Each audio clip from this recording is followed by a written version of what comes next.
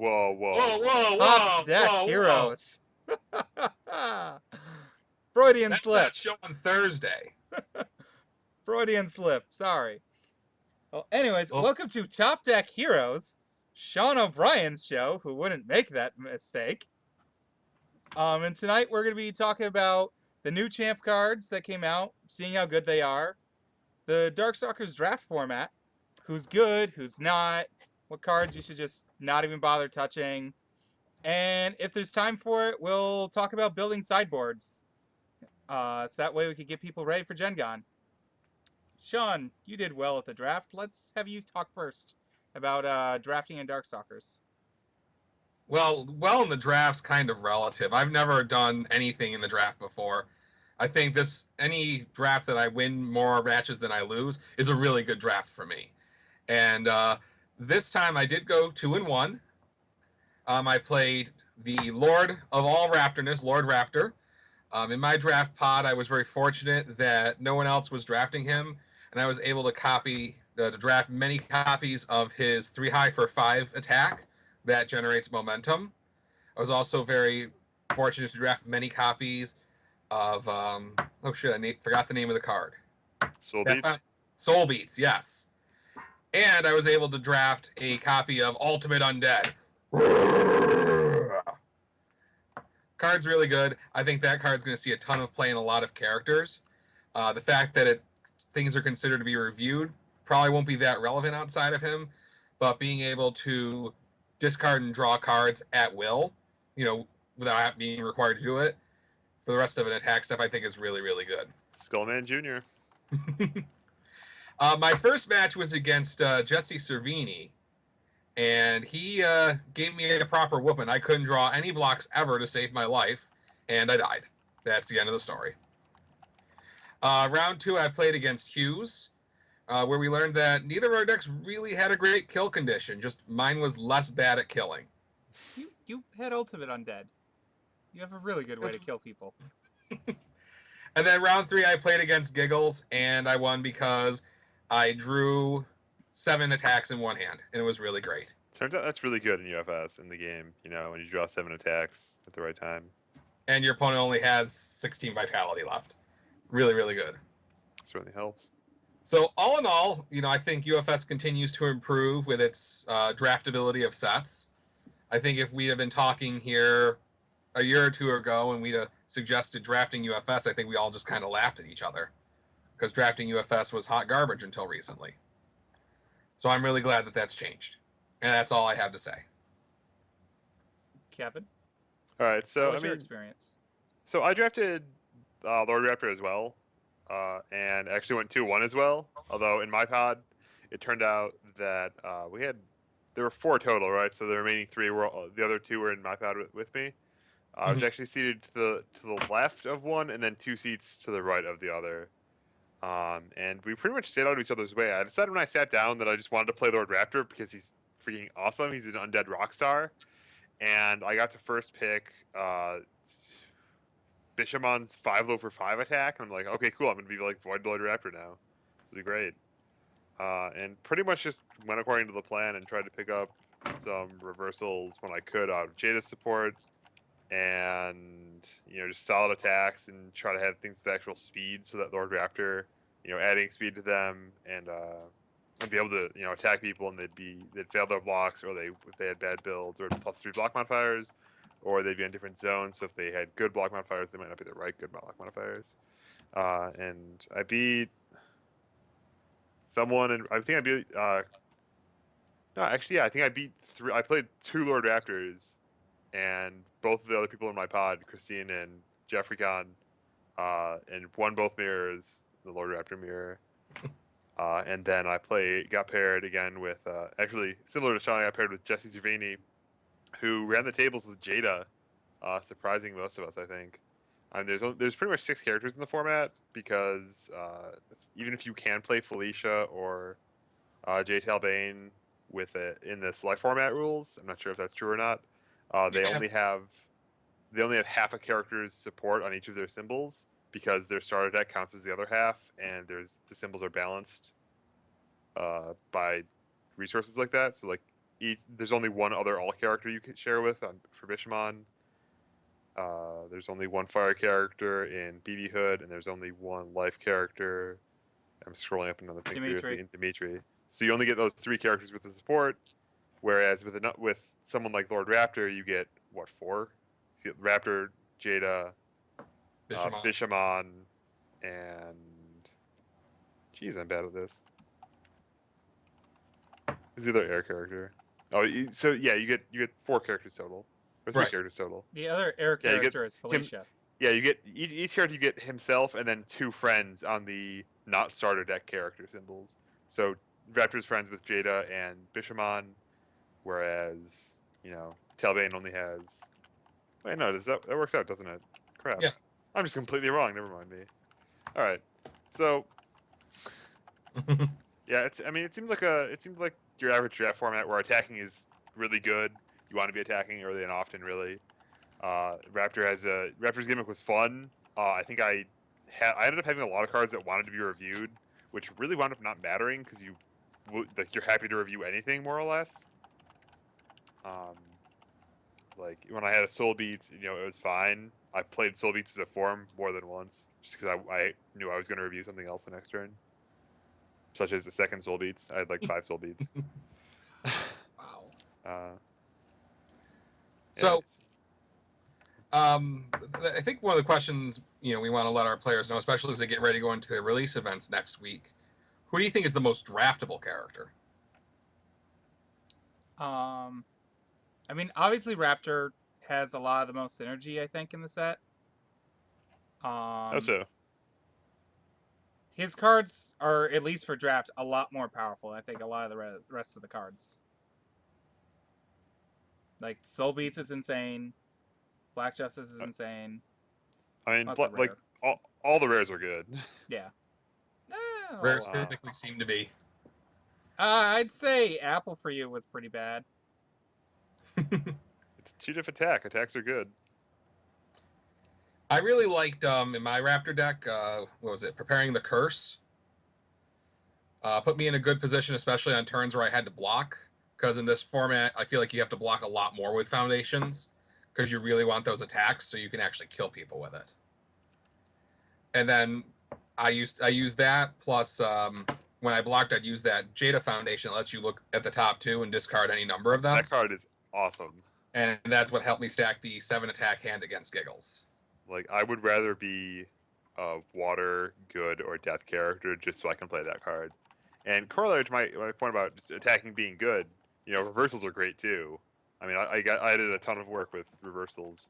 The main reason that I won my game 1 against Giggles, he was going to have the kill on me, but I played Jada's reversal that says if it's blocked, then your opponent adds a foundation to from their discard part of their card pool, and then I also used this foundation that says if your attack player's reversal deals damage, put it back in your hand. And he decided he wanted to block, and he actually misunderstood the card. He thought it was if it deals damage, you have to add a foundation. And so he ended up getting 2 progressive difficulty instead of just 1, which you could or 2 progressive difficulty instead of 0. He thought he would only get 1, and I would keep the attack in my card pool.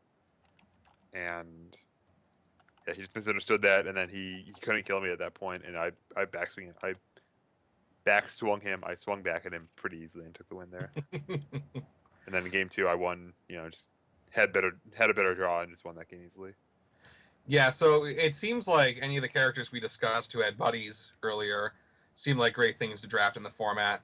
I think Heisen Ko might be a little difficult to draft, especially since she's a little difficult to read and a little difficult to understand and just difficult all around. What do you think, Hughes? I think with Senko, if there wasn't the doubling up of commons issue in packs, and if we had a larger draft pod, I think you would have seen more cards, be able to get a bit more one-ofs. Especially with us doing the loose chaining, I think it would have been possible. And like if we could draft this set over and over and over again, like you can for Magic, I think someone would be able to find a way to draft with her pretty well. Yeah, I think the loose chaining really takes a lot of her allure out, where you don't really get any benefit from being able to cheat in off-symbol foundations, because there's no such thing as an off-symbol foundation. If it has Chaos, Earth, or Good, then you can just play it, and as a form, no matter what's in your card pool. And so a lot of her comes down to how good is her form, which I think can be quite good. I think it's. I mean, we saw how good Paul Bittner was, and that's kind of what he's doing, or what she's doing, just stacking up decks and screwing with people's draw steps so that they can't get that 7 attack hand ever because Heisenko stacked 2 foundations on top. You know what I mean? How do you guys think the poor distribution in this set affected its draftability, where people would open packs and have 2 of the same common? Do you think it had any effect at all? I don't think so. I opened some of those packs. I opened one pack that actually had 4 uncommons, and I just pointed out to the table, hey, there's 4 uncommons in this pack. Don't be surprised if you see a lot of uncommons still. And Well, I mean, thought I the didn't table really pays notice it. attention. That Yeah. table was not paying attention. Not very much, no. I mean, we were all busy reading the cards and trying to comprehend them because the set is more complicated than Mega Man was. A lot of the cards are fairly wordy and somewhat difficult to follow. I don't think it made too much of a difference because, like, very rarely would you be playing like your 13th, 14th, 15th picks very often, and usually those doubles half the time ended up being there because they also seem to be doubles of cards that no one really wanted. Like, I had 9 copies of Hunters Once More that I got stuck with, but no way to use that momentum. So if I had a way to use that momentum, it would have been awesome. But I was getting cut. All the powerful cards were getting taken from me. You had 9 Powerful copies keyword. of a 1/5/3 high block, and you were unhappy about it. First world problems. I mean, I know one of my packs. I mean, I think that it's just. I mean, it's not like there are cards that are more or less common to get doubles of, and so I think it's just another foible of the packs. I don't think having two, like in Magic you have foils, and foils don't ruin anything. I see a question over here in the chat from Mr. Clint Badger. He's the Rochester CCG sales representative for Canada. So if you're from Canada and your store needs cards, please contact him. He asked about when he opens a full box, do you get 4x of every common and 2x of every uncommon, which is the normal routine that we found through King of Fighters, plus or minus an uncommon here or there. I know when we opened Mega Man, I found the same thing still to be true, even with the poor distribution, because while you were, you were likely to get 2x of one common in a pack that you normally wouldn't have, you'll get 2x of another common in another pack. However, uncommons, for the most part, seem unaffected by the distribution issues, except those weird packs where you get like 5 uncommons, or you get 3 uncommons, or any number of uncommons, because it's a mystery. The biggest issue, though, with set distribution, the distribution in this set I'm finding is boxes with no ultra rares. Yeah, I've seen that's reported in a few places. Unfortunately, I mean, as far as we're discussing draft, there's virtually no it's virtually no effect because you don't open very many ultra rares. But it can make a lot of people at your table salty if they open. Oh, to be sure. And not get a single ultra rare. I think that's a quality issue that Jasco is hoping to get fixed, because, I mean, unless you're in close contact with the forums, you're going to feel pretty shitty as a player opening up a box and getting no ultra rares. And unless Jasco Games is super cool like that, you're just going to feel bad about UFS. Mm-hmm. So hopefully they get that straightened out for the next set. It seems like there are quite a few problems with this printer. Next topic, the champion cards. Woo! Best part of the show, talking about new cards. All right. First thing I want to talk about is champion cards. It's very sad to know the best champion card ever printed, Millennium Games and Hobbies, is going to be rotating here after Gen Con. So if you want to have that awesome card, you better use it up now. It's really great against stacker characters. So Hughes with the first card.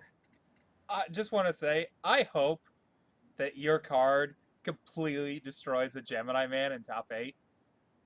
I would love it. Kevin Broberg, make this dream happen. I mean, I don't think our card's that good against Gemini Man. Shh. Yes, it is. Your card is really good. Winners never quit. It's got my Southern Belle Matthew Curtis Turner on it. And when I look at that card, my pants just get a little tighter. All right, on to the new cards, though.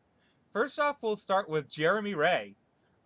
He's a 5-hand size, 33 vitality. He has all good in order. First F, reveal the top card of your deck. You may add it to the bottom of your deck. If you do not, and it is an asset or foundation, you may play it. And R, once per turn, commit a foundation. After an attack deals damage, add 1 non-action card from your card pool to your hand. I love this I, card. for one, welcome my new All Overlord. Jiffany Jamber? No, Jeremy Ray. I mean, I think that the... Are you just jumping to Trinity Geyser on this guy? No. I mean, truth be Oh, told, yeah? I think Jeremy Ray's best play is to play throws and take people down to Suplex City. Yep. Are there throws in Standard? Cannon Flyer. Onakubi Himeri. There are multiple all throws that are sitting in a pile. Are they playable, though? Are they actually good? I mean, With Jeremy Ray, they might be. like, just get any amount of damage pumping all, and just hit them with a big giant throw every turn, pick it up, and then just turtle up, which all is pretty good at doing. And so is Jeremy Ray really good at doing. Yeah. Have you ever played against him? Yeah. Oh my god, that Fire of a Sparrow. Oh. I mean, I'm just really glad that his response can't just, can't loop action cards. Because it would be a dickings if you attacked, he blocked with a Templar, reversaled you, dealt damage, and put the Templar back into his hand. Yeah. I definitely, and it's that's the thing, it's you don't even have to hit with a reversal. It says after an attack. So you could pick it up by half blocking with the Templar. Templars after taking damage. Yeah. Ooh, that would have been gross. I'm glad it's non-actions. Yeah. I definitely think they planned for Templar still being legal when he was being worked on. Is it not? It's gonna be legal for a while, though. No, I'm saying, like, Or if it wasn't being reprinted. Oh, sure. But I also like the F because I like Cossack Citadel, and this is kind of like Cossack Citadel. Yeah. It's interesting that it's that second line you may add to the bottom of your deck is kind of interesting. Mm-hmm. I mean, it's nice if you if you're looking for an attack turn, you're like, well, I'll first F and peek it, and then if it's an attack, I'll leave it there and then draw it with power struggles or something. That might be kind of neat. Yep. Or you could put it at the bottom and draw it with red triangle, green triangle. Got him. True story. I wish that card was staying. Exactly one tournament. Yeah. Well, I mean, given that we didn't know that rotation was happening till a week and a half ago, maybe the designer who made this card presumed that he could play red triangle, green triangle. Oh, so Piglet's telling us the real reason why they nerfed Jeremy Ray is you could loop Winners Never Quit with him if it was said if you said you could loop actions. That would be too good. Just looping Winners Never Quit. Card is pretty good. I run it in all my decks that run those symbols. I always run that card as a 1x. I don't think I've built a deck off that symbol in a very long time. Off of that old all symbol. That's the only symbol. All has everything. It has stun and card draw and breaker and reversals. What about... Shouldn't Void have nothing then? One would think, but they persist in printing cards with it. I don't get it. I think we should just get rid of all symbols but the all symbol. Everybody be happy. I know You guys are so salty. He's salty. I like the joke. I like the all symbol. It's powerful. All right, we ready to move on to the next card? I think so. Is that way we're not here all night? Before we move on, I just want to remind everybody to never let him hit you with a Trinity Geyser. Ever. Never. I mean, Magical it's probably Christmas just a lands. 4/8 stun too. It's almost certainly not comboed. Why not? Well, he'd have to draw a pretty good hand to make that happen. 4 of it, he'd have to have an attack, 2 foundations, and a Trinity Geyser out of 5 cards. Yeah, and I mean, I guess it happens. like Some you small dirtle, fraction of you the time. dirtle and sculpt your hand. You're a 533.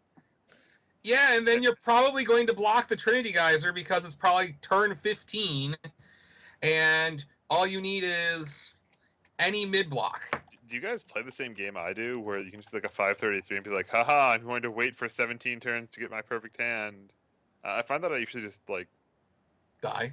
get slapped in the face. I'm like, man, he's slapping me in the face. I wish I could like block or anything, but I have these Trinity guys. I need to combo, and then you draw your hand. And it's like, all right, Trinity Geyser, attack. I'm ready for this, man. I'm gonna draw 3 cards. There's gonna be 2 foundations and whatever. You draw and it's 3 attacks. And you're like, well, I could try this, but I haven't built very well because I'm a 5 hand size and I'm holding these Trinity Geysers. You're a Hey, 6 don't hand forget, though, size. Hush. Jeremy Ray can run Champion of Southtown to always have the foundations he needs.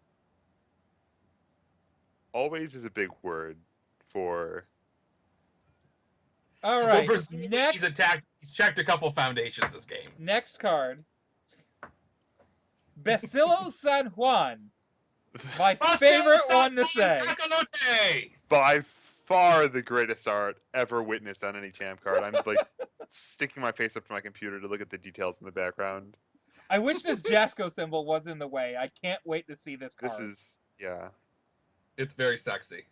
Anyways, the 2012 Chilean national champion, who's a 5 hand size, 32 life, another 5. I like this. He has Death, Life, and Water. First F, draw 2 cards and discard 3 cards. You may attempt to play 1 attack from your discard pile. If you do, it gets +2 speed. Response, once per turn. After your attack deals damage, choose one of your opponent's foundations. That card is not ready during the next ready step. I like Zara Baghdad.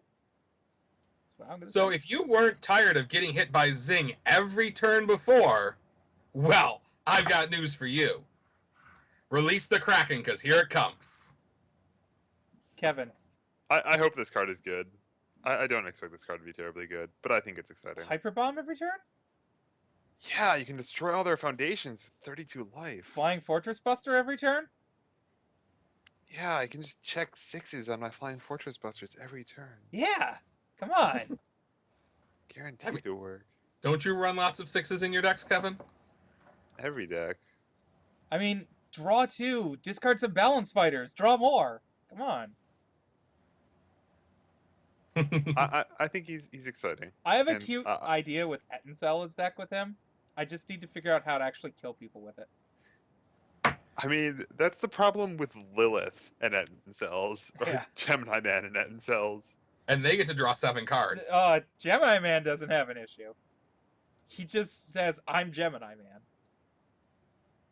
Till I block with the Millennium Games and Hobbies. Okay. Just reminding you both that Kevin's brother went 4-0 with that deck like 5 weeks in a row. No, he didn't. Yeah, he did. I guess your salt-covered eyes don't remember things sometimes. I mean, Ben's all right at UFS, but I don't remember him going 4-0 4 weeks in a row.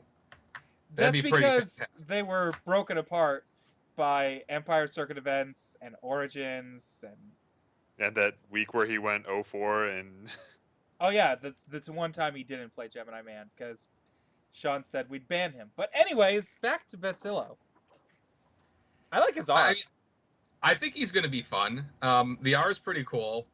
I mean, I think that if he can consistently land damage throughout turns, that might give him the ability to try to keep up.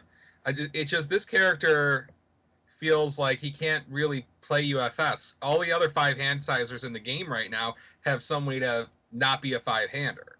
They draw extra cards like Goro. I mean, he gets bonus cards and bonus damage and all sorts of fun shit. Yeah, So I mean, if you look at his responsibility and compared to Jeremy's, I mean, I think it's clearly a mile worse.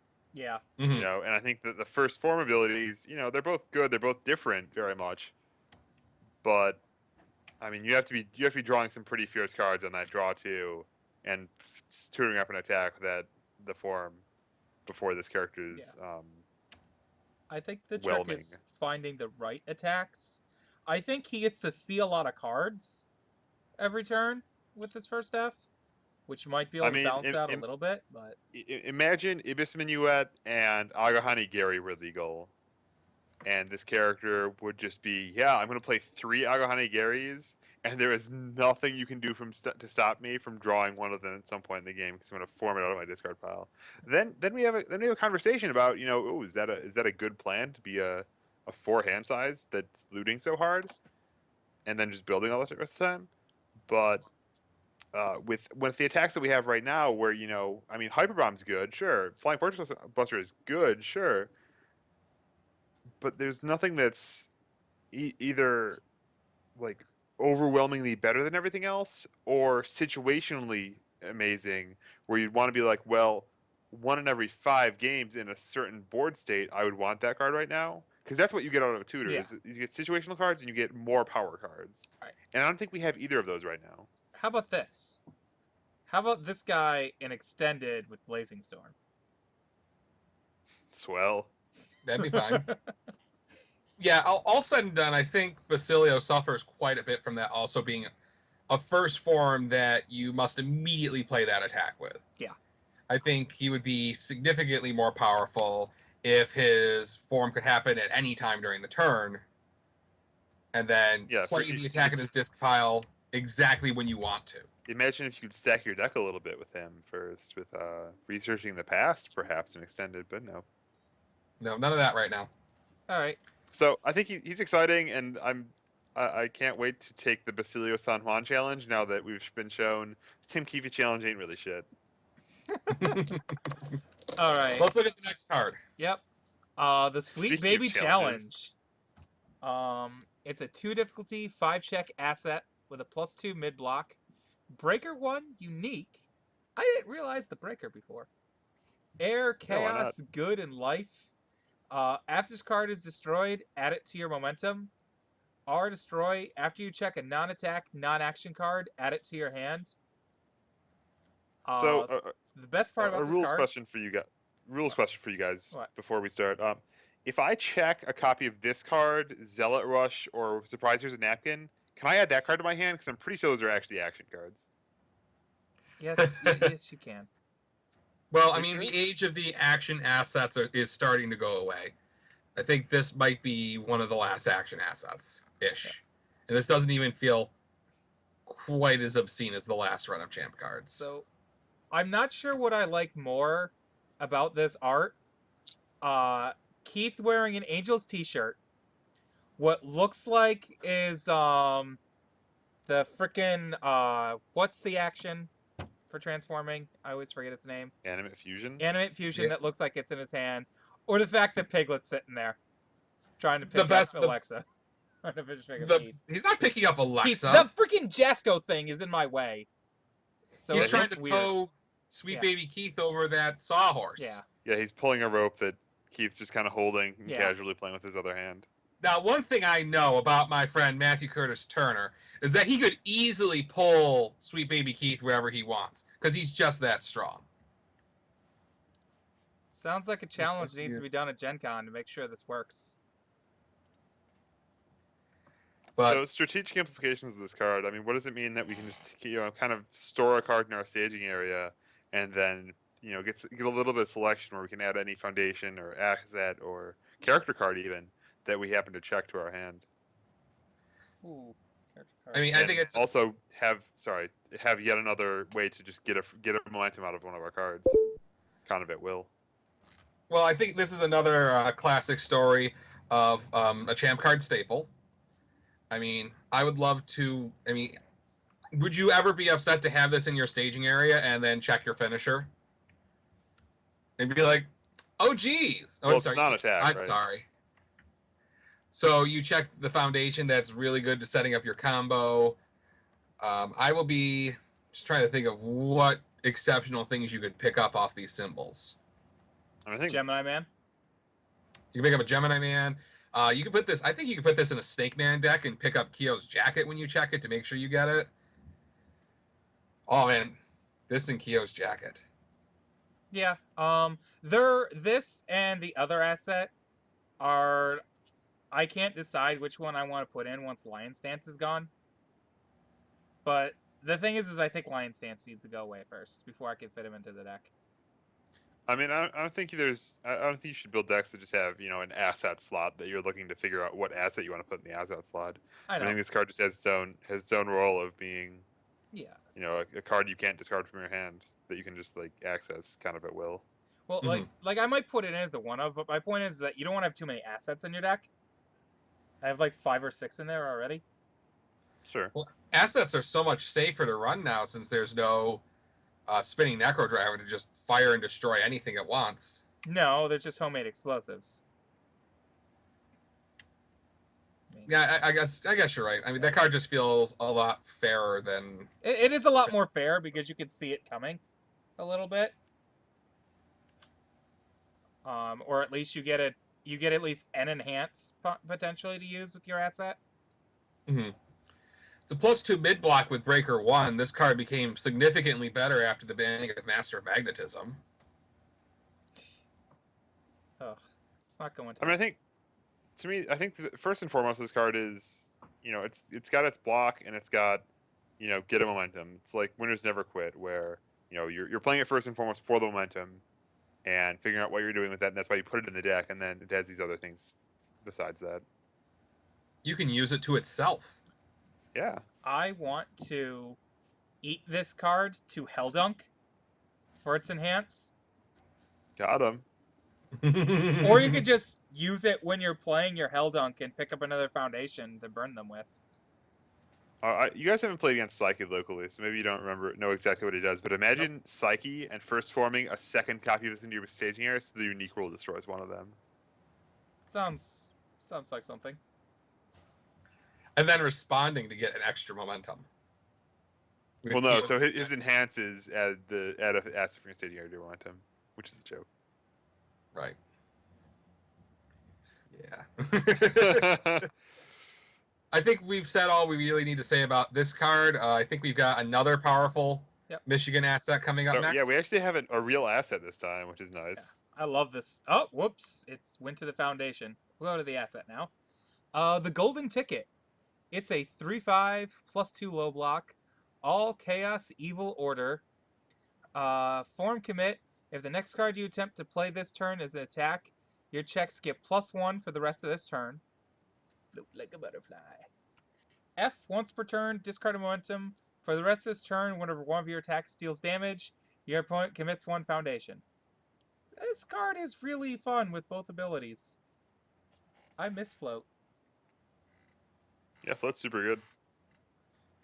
One thing, my first initial impression looking at this card is I feel like if this card was printed in a set somewhere, I feel like the first form ability on it would almost certainly be a first F if this was printed in a set. What do you guys think? I agree. Doesn't seem like he agrees. I don't really see why it would be a first F. I mean, Set where it you have could to be. pick between which ability. Yeah. And also to stop is the any second? Are they both first Fs then in this world, or? No, I don't think so. But I think that. Oh no, never mind. I see why you would have to choose between them. Okay, sure. I mean, I don't have a problem with you being able to use both if you have momentum at the start of your turn, or where you play an attack, figure out, do I want to continue hitting you, and then. Yeah. I don't think it makes it much more powerful. Like, the card's really good, but I don't think it makes that. But I just think in a set, this would have been toned down a little bit. Yeah, maybe. I take back what I said. I think if this was printed in a set, we would probably be engineered so that you could only do one or the other. I can't imagine them printing in a set an asset that has 2, I think, above average abilities. I mean, I think you can only make about 1 float like a butterfly before you start getting worried about. Well, and not even that actually. I was gonna say you start worrying about people like playing these insane attack strings, but you already have that a little bit, and it's mostly like that kind of situation where float like a butterfly is a problem card. depends a lot on the card draw that's available in the format, how you can exploit those added control checks. Because if you build your deck around a float like a butterfly effect, and you don't have it, now your deck's just gonna fall flat on its face. It's gonna be terrible. I think the form ability the second form is pretty cool. It's got neat implications. I mean, it doesn't do anything if you're not landing any attacks, obviously, and it makes it so that the situation where you think your opponent is just like trying to soften you up a little bit, it makes that a little bit more interesting. It makes you have to think about blocking early attacks and determine if you can even beat something. Like you have to figure out what the range is of cards that you can even beat earlier in the turn and make those hard decisions beforehand. So play this with Magnet Man. So they commit a foundation whether they block or it hits. Sure. Why not? Something. I'm not saying it's the most powerful thing, but I gotta say the ideas when they come to I'm not saying it's bad either. Yeah, it's great. Anything else to say about this card, gentlemen? I like how it has.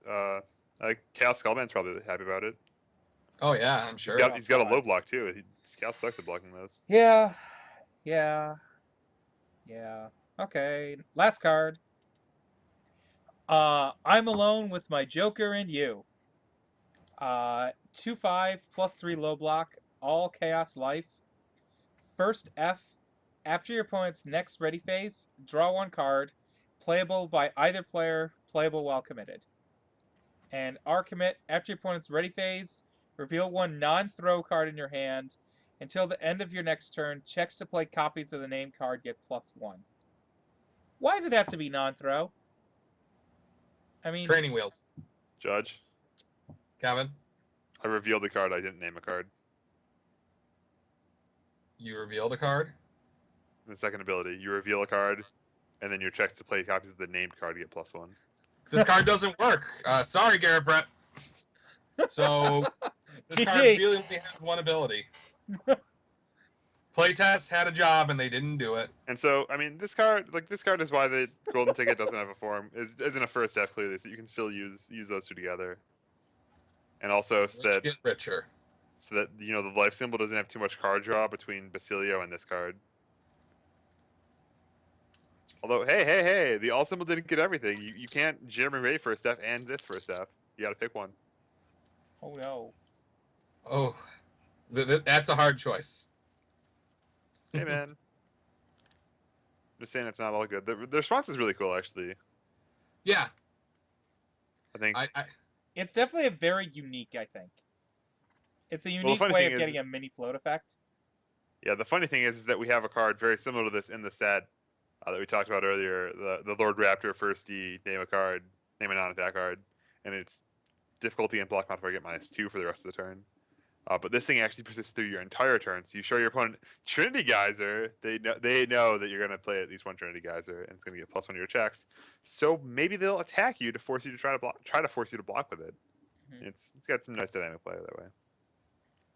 So I'm actually pretty surprised. I think I really like the art on it. So shout out to Scott Subban. I think he did a great job with that. Yeah, it's really surreal. It's cool. Mhm. Definitely a step up from arts like last time around, like Last Ditch Gamble. That art was Hey, great. whoa. That art was great. I don't think I could do much better if I was drunk and with crayons either. I mean, like none of these cards have a name like Tequila Sunrise as perfect as Last Ditch Gamble did. And hopefully, when the third set of champ cards come out, we might see a couple pictures of our friend Kevin Broberg in it, who is disappointingly absent from this set. Isn't also like Dave Wagner also supposed to have one? That when did he win last? He's got one upcoming. Yeah. He won got a US character Nationals. card. Yeah. Not this year, but last year. Yeah, I got to keep track of all those cards. So if you all out there know any artists who'd be really great at helping my friend Kevin Broberg out, please send an email to us or message us after the podcast, because I'd really like to see Kevin Broberg in the next set. And I'm concerned if we don't, we just won't see him. He'll be like the Pacific Gifts that was never made. Nobody can get him, plus doesn't have art. Jeez, And don't forget, in the next set of these, you'll see my beautiful face again on a card on Rochester CCG with myself, Ryan Field, and Giggles Khan, If or that otherwise known as Giggles. So all you out there, Jeffrey Con? yeah. So all of you out there who didn't get cardboard before Giggles, you got something to live for now, or you don't. To Depending get on on get on a single card before he does? There's no win button right now, so I'm not sure Giggles can do it. Giggles needs a win button. we're working on it. It's a little bit more complicated this time, but I think I built it for him. Great. So, what do you guys think the role of champion cards should be in UFS? Should they be staples? Should they just be very powerful cards? Should they be role players? Should they be the way for us to sneak around and make act sets that are also actions and split cards? What should be the role of champ cards in UFS? I mean, I think I thought about this question a lot. I mean, when I was trying to come up with designs for my cards, back when we won Millennium Games and Hobbies together, and then after Worlds 2 years ago when I won Legacy, and then after Canadian Nationals when I tried to brainstorm ideas for my own character card. And I mean, for me at least, it's just about doing something different that is me, that like represents what I was playing or something like that in some way. And it's not about like I know for my character I don't want it to be a tier 1 card. I don't want to have to worry about getting my face kicked in by myself the way that Mike Lowe did the first year after his card was legal because I was playing that thing in singles, and then I played bad and lost. But hey, I went 6-0 teams. That was cool. The point I'm getting at is just that I mean, at least for me, I don't think about things in terms of I want to be in everyone's deck. I don't think many people would think about it that way. They'll say I want to be able to play myself whenever I go to a tournament. And I mean we've made jokes about Kirk Poca for years about how he's totally unplayable, no one can ever win with him, and the Tim Keefe challenge. And I don't think those are actually negative examples to take. I think I would rather look at Paul Bittner and say that's we should try to learn from that example more than we should learn from Tim Keefe not being good enough, quote unquote. Right. I mean, I think I've spent a lot of the last 2 years complaining about how bad my champ card was and how good everybody else's champ card was, and I think overall this batch of champ cards seems better balanced. It probably also doesn't seem quite so good because there's 5 instead of like 30. Yeah. So it's not like we're getting a mini set of extremely powerful, extremely flexible cards coming into the meta all at once. Yeah, I feel like a lot of those cards were designed to say, "Hey, I'm Keenan Meadows. I want to be able to play Keenan Meadows in all of my decks because I'm Keenan Meadows and I want to be all over the place." And he had a specific role he wanted that card to go in, and it succeeded at that very well. Or Cataclysmic. I don't even know where I don't like Cataclysmic Force when it was spoiled. That still seems markedly better than any even close to similar card has been since then.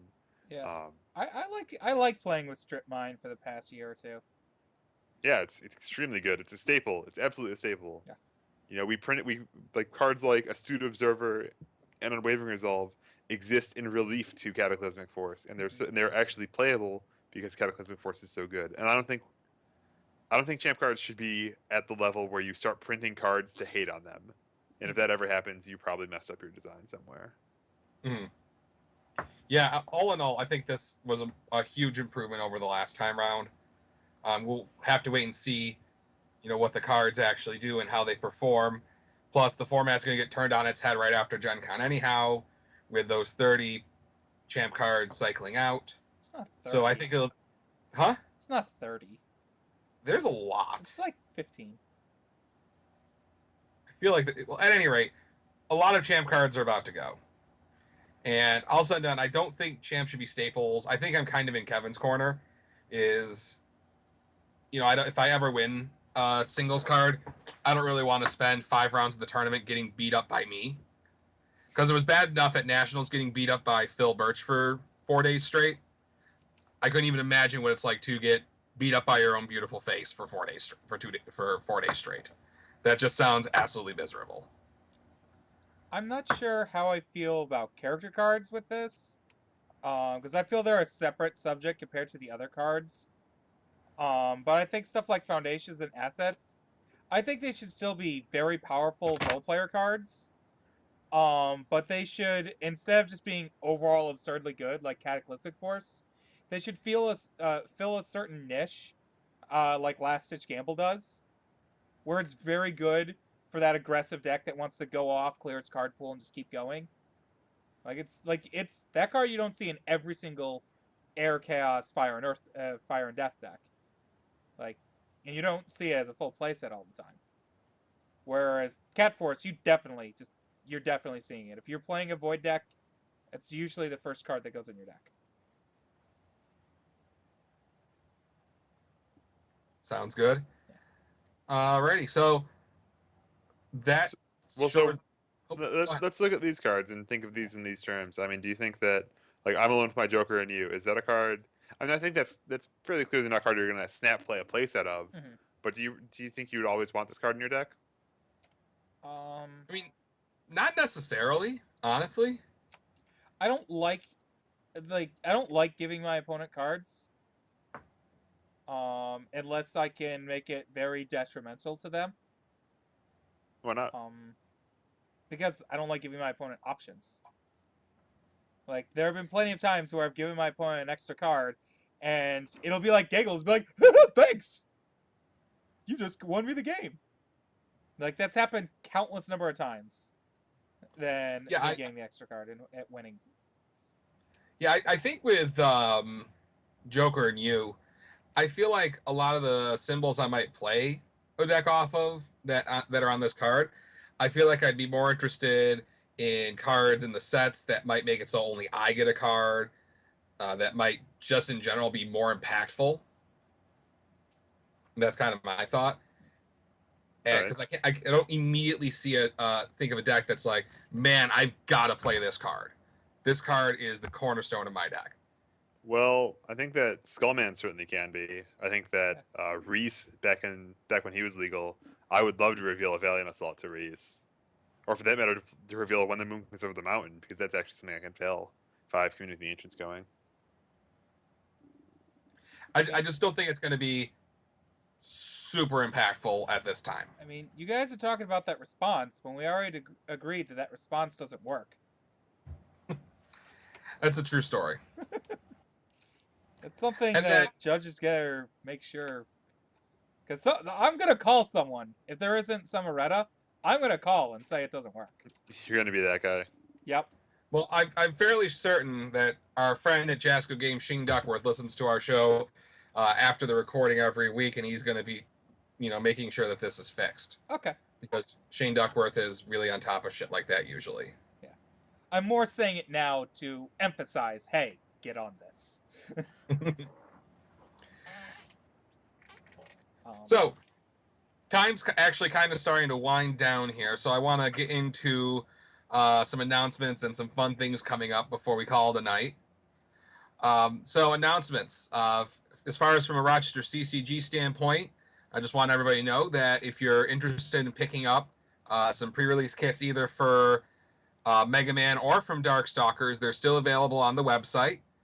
If your store needs these kits still, for Canadian customers, have them get a hold of Clint Badger at cbadger@rochesterccg.com.